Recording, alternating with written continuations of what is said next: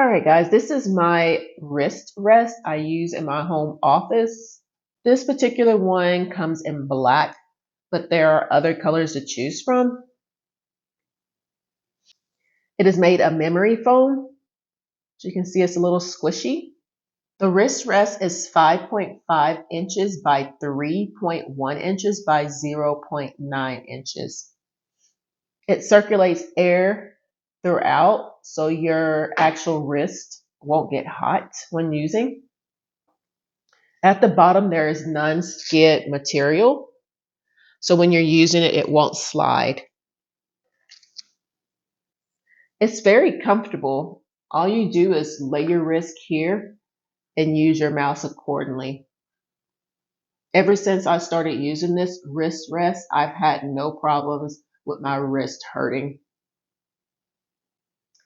It's very lightweight and compact. So if you do decide to travel with it or put it away, it's small enough to do so without any issues.